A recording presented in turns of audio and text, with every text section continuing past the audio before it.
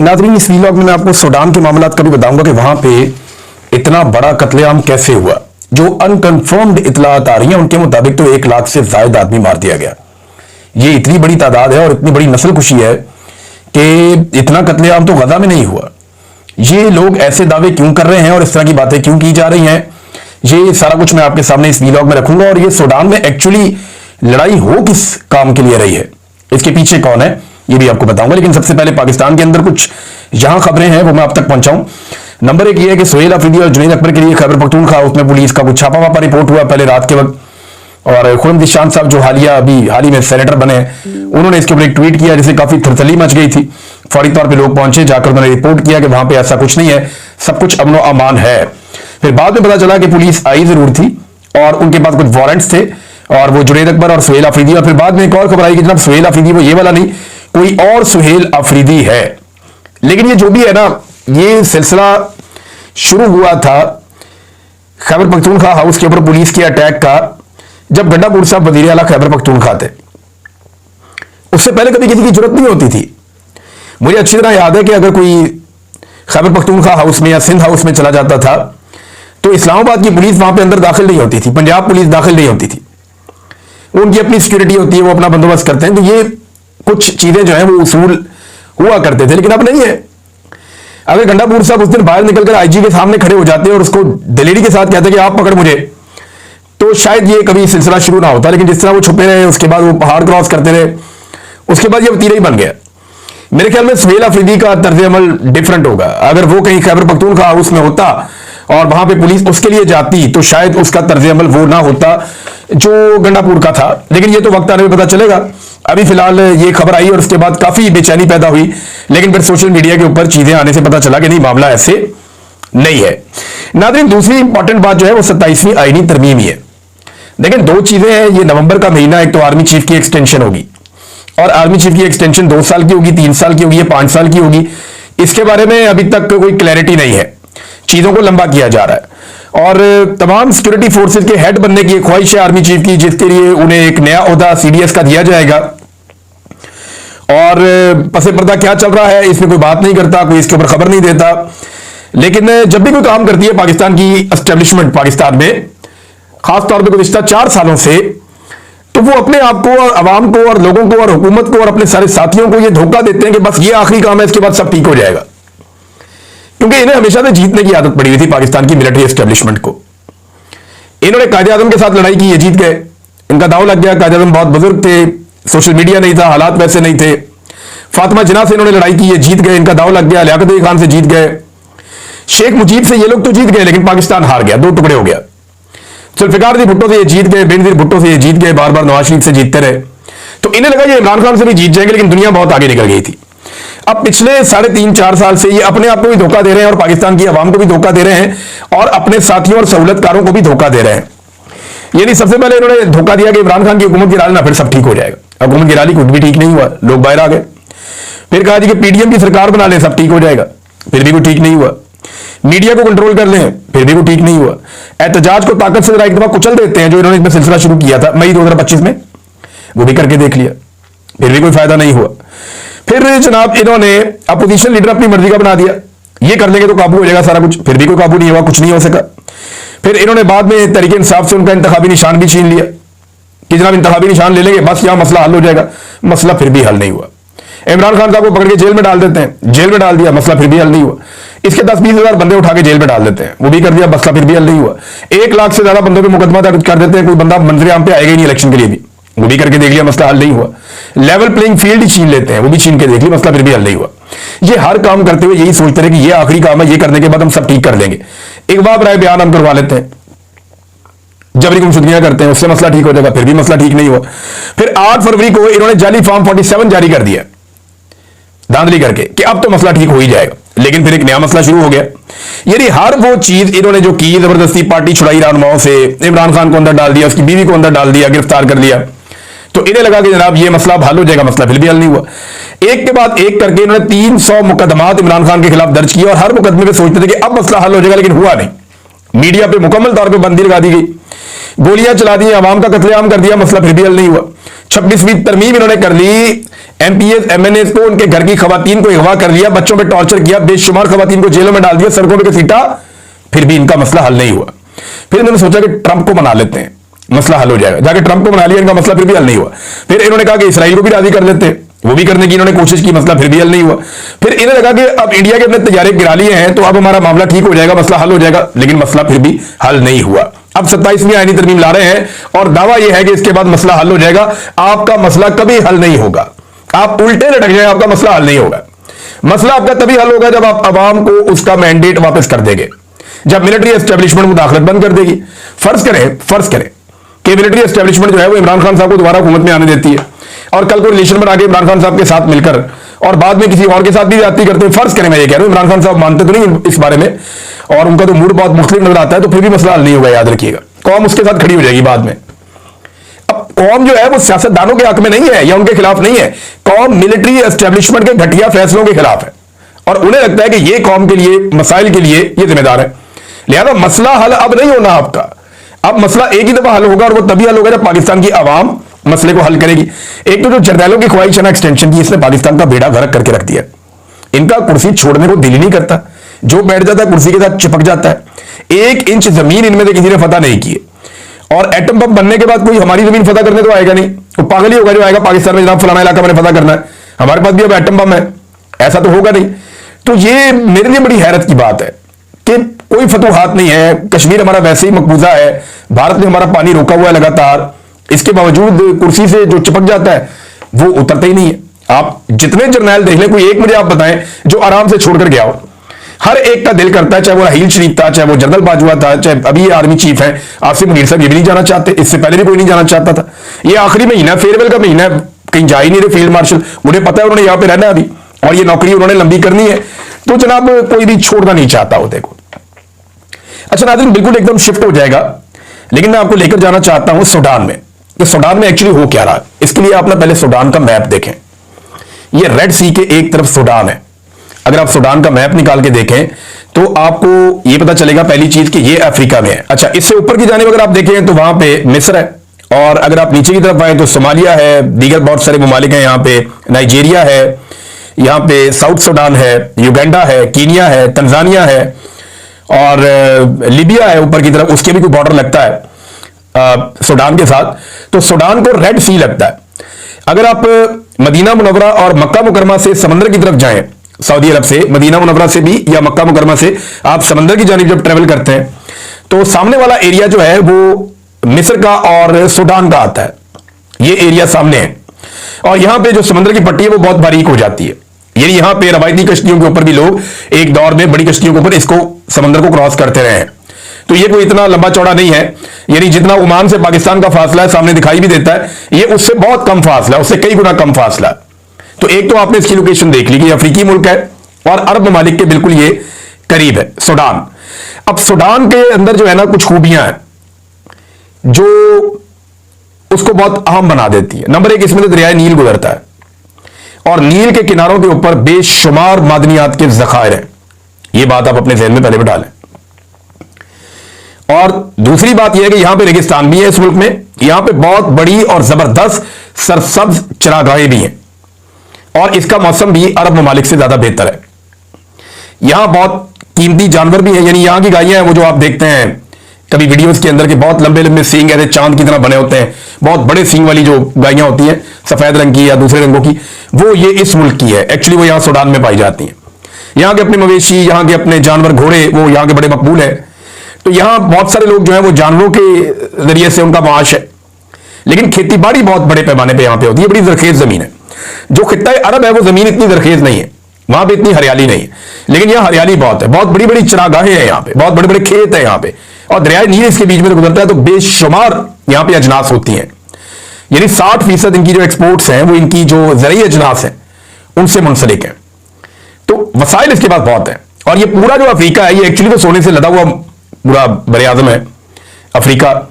इसके अंदर जो सूडान है वो तीसरा बड़ा हब है सोने का। यहां इतना सोना है कि 2017 के एक साल में यहां से 107.3 टन से ज्यादा सोना निकला था। 107.3 टन से ज्यादा सोना। 1 टन में 1000 केजी होता है, 10 टन में 10,000 केजी होते हैं। और अगर आप 100 टन की बात करें तो उसके अंदर फिर आप अंदाजा करेंगे कितना होता है, 1 लाख केजी। तो जनाब ये जो है यहां से सोना निकला 160 टन सिर्फ 2017 में। पिछले साल 2024 में यहां से जो सोना निकला था वो 64 टन सोना यहां से 2024 में निकला था। अब इसकी मालियत कितनी होती है, देखिए पिछले साल जो निकला वो $7 अरब से जायद का था। पिछले साल जो सोना निकला था, सोना सूडान के मुख्तलिफ इलाकों में फैला हुआ है। ये जो कत्लेआम सूडान में हो रहा है ये उन्हीं एरियाज में हो रहा है जहां पे मादनियात ज्यादा है। पाकिस्तान का मॉडल आपको पता है, ऑपरेशन वहीं पे होते हैं, हालात वहीं खराब होते हैं जहां पे मादनियात होती हैं। इसी तरह जहां पे वसाइल होते हैं वहीं पे मामला खराब हो जाते हैं। ये पुराना कानून है दुनिया का।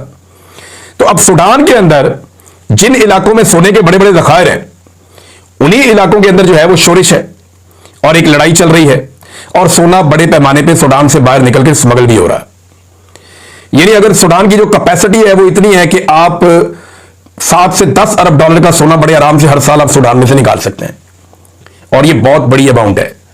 पाकिस्तान 1 अरब डॉलर के लिए, 2 अरब डॉलर के लिए पाकिस्तान कभी इधर भागता है, कभी उधर भागता है, कभी उधर भागता है। और सूडान के अंदर सिर्फ मैं सोने की बात बता रहा हूं। अभी ज़राई अजनास की बात मैंने आपको नहीं बताई, अभी मैंने उनकी दूसरी अजनास की बात आपको मैंने नहीं बताई, जो दूसरी तीसरी मादनियात है उनकी बात मैंने आपको नहीं बताई, सिर्फ सोने की बात बता रहा हूं। उनके जो दीगर मादनी ज़खायर हैं पेट्रोलियम के या दीगर, उनके बारे में भी मैंने कुछ आपको नहीं बताया, क्योंकि गरीब मुल्क है तो बहुत सारी चीजें भी एक्सप्लोर होना बाकी है। लेकिन सूडान के अंदर बेशुमार मादनियात हैं जिनमें सोना तीसरे नंबर पर अफ्रीका में सबसे ज्यादा है। अब वहां पे हुआ क्या कि कुछ अरब ममालिक में जिनमें यूएई भी शामिल है, इन्होंने वहां पे एक तंजीम को सपोर्ट किया, और ये एक मुसल्ला तंजीम थी। बहुत सारे इलाकों से जो है वो इकट्ठे हुए मुसल्ला अफराद, और ये इकट्ठे होकर पहुंच जाते हैं सूडान में, और ये वहां पे हुकूमत और उनकी फौज से लड़ना शुरू कर देते हैं, और ये आहिस्ता आहिस्ता कंट्रोल करते हैं मुख्तलिफ इलाकों में। जिन इलाकों में ये कंट्रोल करते हैं उन इलाकों के अंदर मादनियात बहुत ज्यादा है। अब एक जो United nation human right council ने एक इमरजेंसी के अंदर एक सेशन बुलाया है अल फशीर के इलाके में जो एक किलिंग हुई है उसके मामले पे। अब इसके बारे में कुछ हमारे पास यहां पे सैटेलाइट इमेजेस भी हैं, मैं आज देख रहा था, और उसमें दिखा रहे हैं कि जगह जगह खून के धब्बे हैं, जगह जगह पे खून बिखरा हुआ है, लाशें बिखरी हुई हैं। बेशुमार इंसानों का वहां पे कत्ल किया गया। आप अगर बहुत मोहतात भी हो तो सबसे कम तादाद बताने वाले लोग हैं वो भी हजारों में 25,000 तक बताते हैं कि इतने लोग मारे गए। और यहां पे एक रिपोर्ट है, ये क्लैश मीडिया की रिपोर्ट है, और उसकी रिपोर्ट बड़ी खौफनाक है। उसमें दावा किया गया है सूडान मिलिट्री इंटेलिजेंस की जानिब से, वहां पे 2 तंजीमें जो लड़ रही हैं, एक RSF है जिसका नाम है रैपिड सपोर्ट फोर्सेस। ये वो तंजीमें हैं जो मिलके हथियार लेकर यहां पे आ गए, मुसल्ला लोग जो अब लड़ रहे हैं यहां पे, और इनके जरिए से वहां से माल निकल रहा है, और इनको सपोर्ट है गल्फ कंट्रीज की, यूएई की भी। और यूएई ने कहा कि कहीं गलती हुई है उनसे भी इस सारे मामले को मैनेज करने में, और जो सोना यहां से जाता है वो यूएई की मार्केट में ज्यादातर जाता है। ये भी एक रिपोर्ट है, ये मैं आपको वो रिपोर्टें बता रहा हूं जो छप चुकी हैं बैनुल अक़वामी मीडिया में। अब उसमें जो ये जो क्लैश रिपोर्ट है, इसमें सूडान की जो मिलिट्री इंटेलिजेंस है वो दावा करती है कि 1,65,000 civilian women, kids and men were massacred in 2 days in Al-Fashar। कि अल-फशर के इलाके में 2 दिन में 1,65,000 सिविलियन खवातीन, बच्चों को और मर्दों को कत्ल कर दिया गया, कत्लेआम कर दिया गया, मसाकर हो गया वहां पे। अब ये मुझे ये दिल नहीं मानता, समझ नहीं आ रही, लेकिन जो सैटेलाइट इमेजेस हैं वो भी बता रहे हैं कि लोगों को स्लॉटर किया गया, ज़बह किया गया, और बड़े हौलनाक मनाजिर हैं। और कुछ मनाजिर जो बाहर निकलकर आए उन्होंने पूरी दुनिया में तहलका मचा दिया। फौरी तौर पे यूनाइटेड नेशन का इसके ऊपर जो है वो इजलास बुलाया जा रहा है। 50 के करीब ममालिक हैं जिनमें यूके है, आयरलैंड है, जर्मनी है, नीदरलैंड है और नॉर्वे है।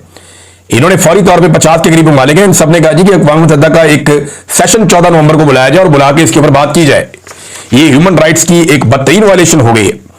जो सूडान में दूसरी फोर्स है वो सूडान आर्म फोर्सेज है, यानी SAF, और जो उनके खिलाफ लड़ रही है फोर्स वो RSF। इनको हथियार जो है वो बाहर से मिल जाते हैं, और इन लोगों ने आपस में लड़ लड़ के तबाही फेरी हुई है, जबकि अवाम का कत्लेआम बहुत बड़े पैमाने पर हुआ है, और सोना उसकी एक बड़ी वजह अब तक की इतला के मुताबिक बताया जा रहा है। ये बड़ी खौफनाक सूरत हाल है, बड़ी तकलीफदेह सूरत हाल है। जो मनाजिर हमने देखे वो बड़े हिला देने वाले मनाजिर थे, और अब क्योंकि कुछ हम कह नहीं सकते इसके बारे में कि इसका मुस्तकबिल क्या होगा, लेकिन फिलहाल एक जंगबंदी की कोशिश की गई है, और जंगबंदी की उस कोशिश के नतीजे में फिलहाल दोनों फ्रीकैन ने कहा कि हम रुक जाते हैं, लेकिन आखिरी इतलात आने तक भी सिविलियंस का कत्लेआम वहां पे सूडान में जारी है।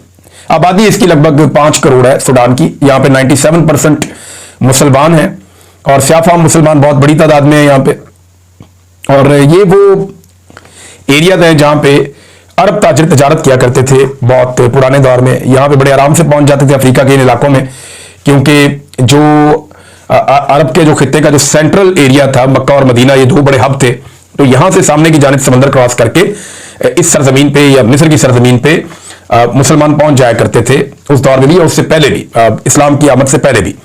नाज़रीन, एक और खबर है मैं आपके सामने रख देता हूं, ये इंटरेस्टिंग आपके लिए होगी। मैंने थोड़े दिन पहले आपको बताया था इमरान खान साहब जो किताबें पढ़ रहे हैं ना जेल में, उनमें एक बहुत बड़े इस्लामिक स्कॉलर हैं जिनकी किताबें वो पढ़ रहे हैं। उनका नाम है शेख इमरान हुसैन साहब।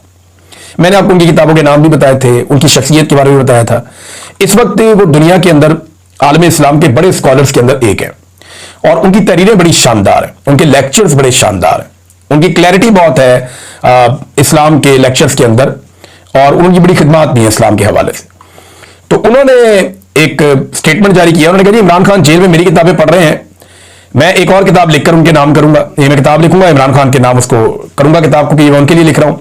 अगर इमरान खान मुसलमानों के लिए आज़ादी की जंग लड़ते हुए जेल में शहीद हो गए तो मोहम्मद अली जिन्ना से जा मिलेंगे और अगर रिहा हुए तो वजीर आजम बनेंगे। इमरान खान को बताओ कि तुम अकेले नहीं हो, तुम्हारा ये कारवान जन्नत में जाएगा या इस दुनिया में कामयाब होगा। शेख इमरान हुसैन साहब का एक स्टेटमेंट, इस उर्दू में ट्रांसलेट किया हमारे एस अहमद साहब ने, सोशल मीडिया एक्टिविस्ट हैं, उन्होंने इसको ट्रांसलेट किया था। मैंने वही से पढ़ के आपको सुना दिया। मैंने खुद ये मेहनत नहीं की, लेकिन मैंने उनका स्टेटमेंट सुना, वो मिलती जुलती ऐसी बात है उन्होंने जो की है शेख इमरान हुसैन साहब ने।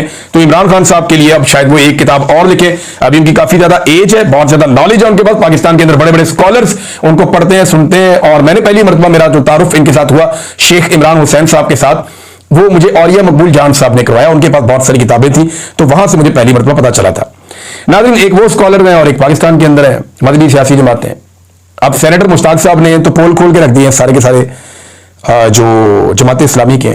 मैं हैरान हो रहा था उनका स्टेटमेंट सुन के और मैं परेशान भी हो रहा था कि ये क्या चल रहा है पाकिस्तान में।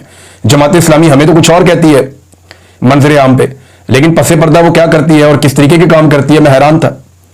यानी सेनेटर मुश्ताक अहमद साहब ने इंकशाफ किया कि हाफिज नईम के कहने पर मैंने सेव गजा कंपेन खत्म कर दी। जो सेव गजा की एक कंपेन चल रही थी इस्लामाबाद में, वो खत्म करने के लिए जमात इस्लामी के अमीर ने कहा था। फिर उन्होंने कहा कि उनके कहने पर मैंने मंजूर पश्तीन और महारंग बलोच के प्रोग्रामों में जाना भी बंद कर दिया। बड़ी हैरत की बात है मेरे। बल्कि उन्होंने थोड़े दिन पहले यह भी बताया था कि जब मैं गजा जाना चाहता था तो जमात इस्लामी की क़यादत ने मेरे रास्ते में रोड़े अटकाए और कोशिश की कि मैं गजा ना जा पाऊं, तो फिर मैं मलेशिया से वहां से गजा के लिए गया था। ये जनाब जमात इस्लामी का एक अजीबोगरीब किरदार है। पाकिस्तानियों को बताते हैं इनसे बड़ा मुसलमान कोई नहीं है और इनसे बड़ा इस्लाम और मुसलमानों का हमदर्द कोई नहीं है, और दूसरी तरफ जो है वो पसे पर्दा ये एस्टेब्लिशमेंट जैसे चाहती है वैसे करते भी रहते हैं। मुझे हैरत होती है। अब तक के लिए इतना ही। अपना ख्याल रखिएगा, अपने चैनल का भी। अल्लाह हाफिज़। बिस्मिल्लाहिर्रहमानिर्रहीम। अस्सलामु अलैकुम नाजरीन, मैं इमरान खान बोल रहा हूँ। आज के व्लॉग में मैं दो बहुत अहम मौजूदियत पर बात करूंगा। एक पाकिस्तान के अंदर जो सियासी सूरत हाल चल रही है और दूसरा सूडान में होने वाला वो कत्ले आम जिसमें लाखों मुसलमान शहीद हो गए। सबसे पहले पाकिस्तान के अंदर क्या हो रहा है। आज मुल्क एक और इंतहाई नाजुक मोड़ पर खड़ा है। आप सब देख रहे हैं कि किस तरह 27th एनी तरमीम पर बात हो रही है, जिसका ताल्लुक फौज के अंदर एक्सटेंशन के सिस्टम से है। हर बार जब भी किसी ने अपनी कुर्सी बचानी होती है तो आन के अंदर तब्दीलियां कर दी जाती हैं। यही वजह है कि मुल्क का सिस्टम तबाह हो चुका है। देखिए नाजरीन, जब तक मुल्क के अंदर अवाम का हकीकी मंडेट वापस नहीं आता, तब तक ना इकोनॉमी ठीक हो सकती है, ना इंसाफ मिल सकता है, ना अमन। हमने देखा कि जब पीटीआई की हुकूमत गिराई गई तब कहा गया कि अब सब कुछ ठीक हो जाएगा। फिर पीडीएम बनाई गई, कुछ नहीं हुआ। फिर मीडिया बैंड किया गया, कुछ नहीं हुआ। फिर केसेस बनाए गए, लोगों को उठा लिया गया, लेकिन अवाम का जज्बा कम नहीं हुआ। मैं ये बात रोज कह रहा हूं, जब तक एस्टैब्लिशमेंट सियासत में दखल देना बैंड नहीं करती, पाकिस्तान आगे नहीं बढ़ेगा। हर जनरल समझता है कि वो मुल्क बचाने आया है, लेकिन असल में ये सिस्टम उन्हीं की वजह से तबाह हुआ है। हर दफा समझा जाता है कि बस ये आखिरी काम है, लेकिन हर बार मुल्क और ज्यादा मुश्किल में चला जाता है।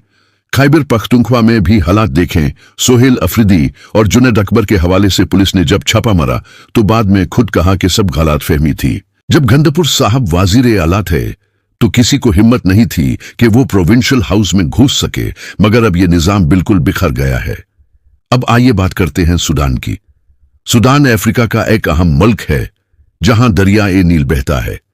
ये मुल्क सोने, तांबे और कीमती धातुओं से भरपूर है, मगर यही दौलत अब उसके लिए अजाब बन गई है।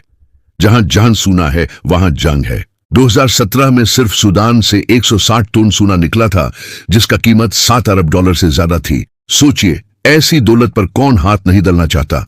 अब वहां दो ग्रुप्स लड़ रहे हैं, सूडान आर्म्ड फोर्सेस SAF और रैपिड सपोर्ट फोर्सेस RSF। ये दोनों एक दूसरे के खिलाफ जंग लड़ रहे हैं। RSF को कुछ गल्फ मुल्कों का सपोर्ट मिल रहा है, खासकर UAE का। दूसरी तरफ सफ अपने मुल्क के अंदर कब्जा बचाने की कोशिश कर रही है। रिपोर्ट्स के मुताबिक सिर्फ अल फशर के इलाके में 2 दिनों के अंदर लाखों लोगों का कत्ल हुआ। सैटेलाइट तस्वीरों में सफ सफ दिख रहा है कि पूरे इलाके में लाशें बिखरी हुई हैं। ये वो मंजर है जिसे देख कर दिल कांप उठता है, लेकिन दुनिया खामोश है। न OIC कुछ कह रही है, न मुस्लिम उम्मा के हुक्मरान हिला गए। UN ह्यूमन राइट्स काउंसिल ने इमरजेंसी सेशन बुलाया है, लेकिन ऐसे सेशन से कुछ नहीं होता। वहां इंसानी जिंदगियां मिट रही हैं और ये जंग असल में सोने के जखैर पर कब्जे की जंग है। जहां जहां गोल्ड माइंस हैं, वहां वहां RSF और सैफ दोनों अपना कंट्रोल चाहते हैं, और यही वजह है कि ये जंग रुक नहीं रही। सूडान के लोगों का कसूर सिर्फ इतना है कि वो एक ऐसे मुल्क में रहते हैं जहां अल्लाह ने दौलत दी है। अब उस दौलत पर दुनिया के बड़े ताकतवर मुल्क नजर रखे हुए हैं। क्या आपको नहीं लगता कि यही चीज हमारे मुल्क के साथ भी हो सकती है? जहां नेचुरल रिसोर्सेज हैं, वहां हमेशा किसी ना किसी फॉर्म में फसाद करवाया जाता है। मैं जेल में था तो शेख इमरान हुसैन की किताबें पढ़ता था। वो कहते हैं कि जब दुनिया में जुल्म इतना बढ़ जाता है कि लोग सच बोलने से डरते हैं, तो समझ लो दज्जाल का निजाम पूरी तरह कायम हो गया है। शेख इमरान हुसैन ने मेरे बारे में कहा था कि अगर मैं इस आज़ादी की जंग लड़ते हुए शहीद हो गया तो मोहम्मद अली जिन्ना से जा मिलूंगा, और अगर जिंदा रिहा हुआ तो दोबारा वजीर आज़म बनूंगा। ये बात सिर्फ मेरी नहीं, ये हर उस पाकिस्तानी की बात है जो आज़ादी और इंसाफ के लिए खड़ा है। हमने अपनी आंखों से देखा है कि कैसे पाकिस्तान के अंदर इंसाफ का निजाम तोड़ दिया गया है। लोगों को सिर्फ इसलिए गिरफ्तार किया गया कि उन्होंने आवाज बुलंद की।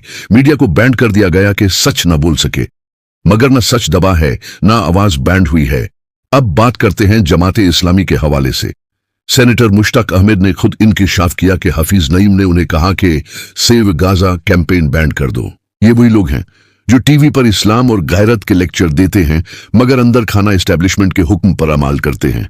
यही दिखाता है कि किस तरह इन लोगों ने दीन को सियासत का जरिया बना लिया है। नाजरीन, ये वक्त है अपनी सोच बदलने का। हम सबको समझना होगा कि असल जंग सिर्फ कुर्सी की नहीं, ये जंग है अवाम के मुस्तकबिल की। चाहे वो पाकिस्तान हो या सूडान, जब तक अवाम खुद नहीं उठती और जुल्म के खिलाफ खड़ी नहीं होती, तब तक कुछ नहीं बदलेगा।